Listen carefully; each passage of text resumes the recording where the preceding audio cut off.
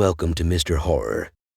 In this video, we will explore 3 true terrifying babysitting horror stories that will give you chills down your spine. As a broke college student, I took up babysitting to earn some extra cash. One night, I was scheduled to babysit for a family with a 6-month-old baby. When I arrived, the parents quickly gave me instructions and left for their night out. I settled on the couch to watch TV while the baby slept in the next room. After a while, I heard some strange noises coming from the baby's room. At first, I thought it was just the baby stirring in their sleep, but the noises continued to grow louder and more frequent. When I went to check on the baby, I was horrified to see a dark figure looming over the crib. I froze in fear as the figure turned to face me, revealing an unsettling smile. The following week, I was tasked with babysitting for a new family. This time, it was for a family with 3 kids, ages 7, 9, and 11. The parents left, and I settled in for the night, but the kids seemed a bit uneasy. They kept glancing over their shoulders and whispering to each other. As the night wore on, I heard strange sounds coming from the basement. I tried to brush it off as just the house settling, but the kids insisted that it was something more sinister. They told me about a previous babysitter who disappeared after investigating strange noises in the basement. Suddenly, the door to the basement creaked open, and I knew I had to face my fears and investigate. On my 3rd and final night of babysitting, I was tasked with watching a young girl who had trouble sleeping. Her parents left, and I tried to keep her entertained with games and movies, but she just couldn't seem to settle down.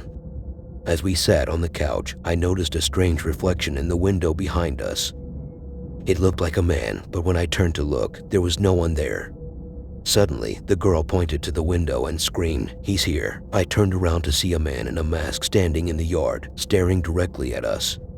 I quickly called the police and locked all the doors, but I couldn't shake the feeling that we were being watched.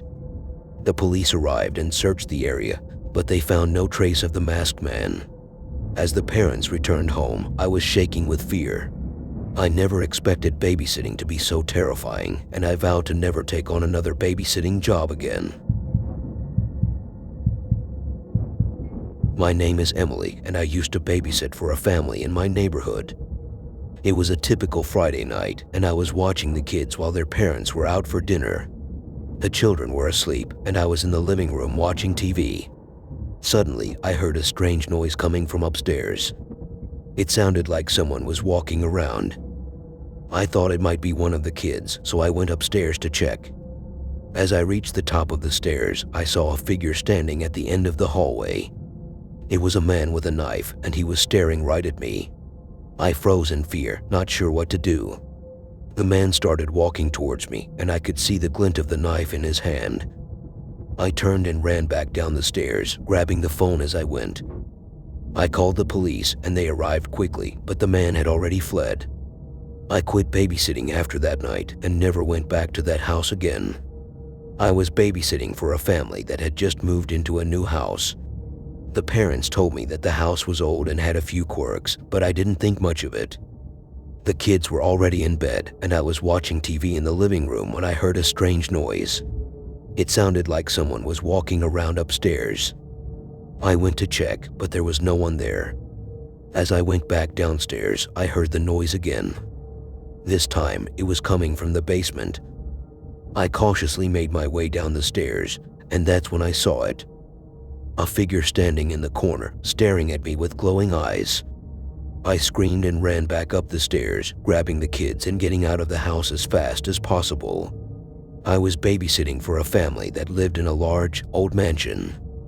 It was a beautiful house, but it always gave me a creepy feeling.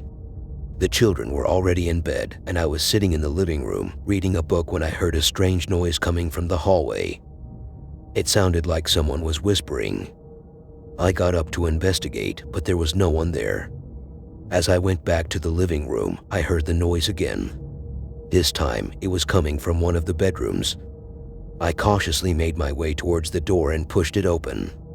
That's when I saw it. A small figure dressed in old-fashioned clothing standing in the corner of the room. It looked like a child, but it had no face. I screamed and ran out of the house, never to return again. I was a broke college student looking for a way to make some extra cash. So, when I saw an ad for a babysitting gig that paid well, I jumped at the opportunity. The couple seemed nice enough when I met them, and they had a sweet, adorable little girl who was sound asleep in her crib. As soon as the parents left, strange things started happening. I heard footsteps upstairs, even though I knew the baby was the only one in the house. Doors opened and closed on their own, and I could hear faint whispers coming from empty rooms.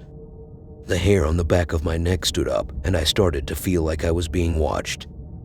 I tried to ignore it and focus on the baby, but things only got worse as the night went on. The baby started crying uncontrollably, and when I went to check on her, I saw a shadowy figure looming over the crib. I was frozen with fear, but somehow managed to scoop up the baby and run out of the house. I didn't want to scare the parents, so I told them that the baby had been fussy all night and I was afraid she was sick. I didn't mention the strange occurrences in the house, but I couldn't shake the feeling that something was off about that place. The next time they asked me to babysit, I was hesitant, but I needed the money. This time, the parents didn't even bother to say goodbye properly, just rushed out the door. As soon as they left, the TV turned on by itself, and I heard a child's laughter coming from the hallway. I tried to rationalize it. Maybe the TV was just malfunctioning and the laughter was coming from a neighbor's apartment. But as the night went on, things got weirder. The baby's toys started moving on their own, and the rocking chair in the corner began swaying back and forth by itself. I was terrified, but I didn't want to leave the baby alone in that house. So I stayed up all night, clutching the baby tightly until the parents came home. The third time they asked me to babysit, I refused. I made up some excuse about having other plans, but the truth was I was too scared to go back to that house. But the parents were persistent, and they offered me more money than before. Stupidly, I agreed to come back one last time.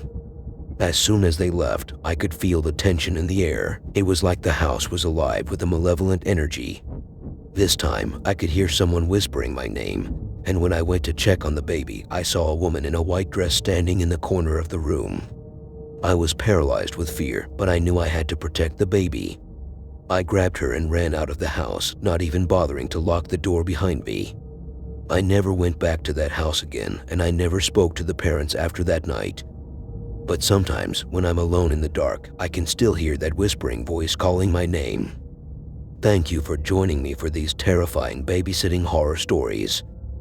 If you enjoyed this video, don't forget to like, subscribe, and hit that notification bell for more spine-chilling tales.